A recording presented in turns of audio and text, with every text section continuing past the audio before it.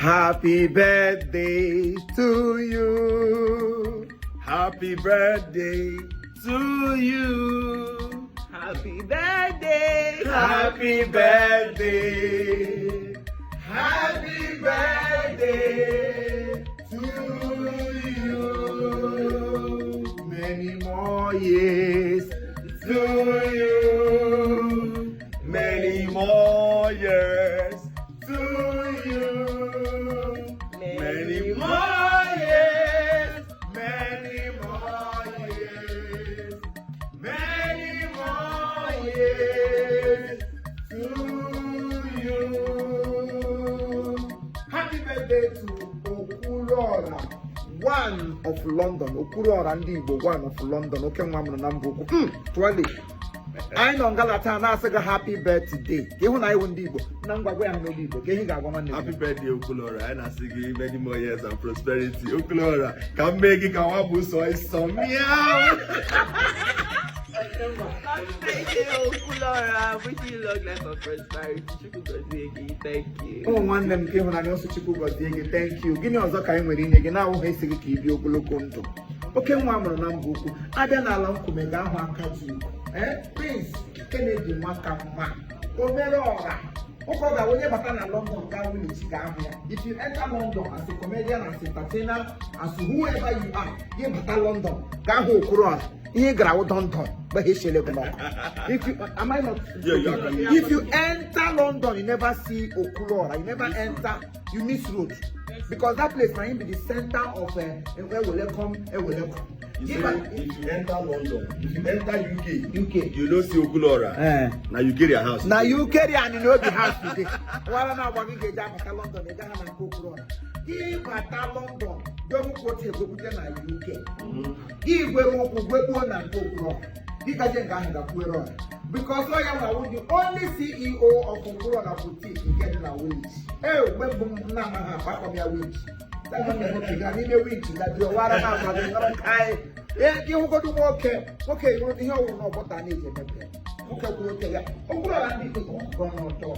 Or go on the car. Nobody when you enter London, you go there now. I think all you need to perfume.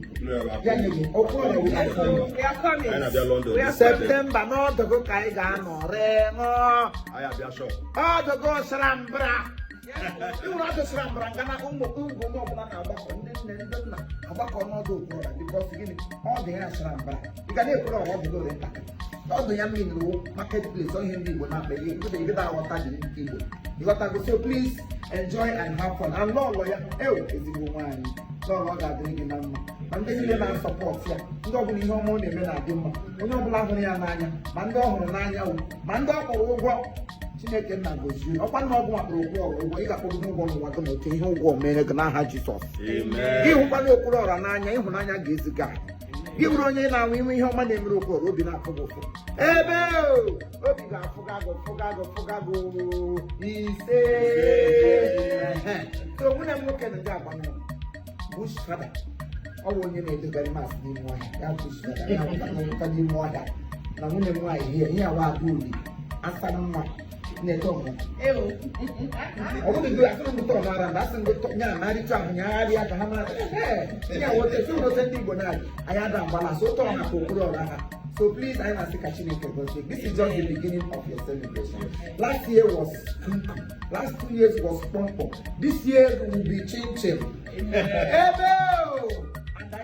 just celebrate because you can't just come.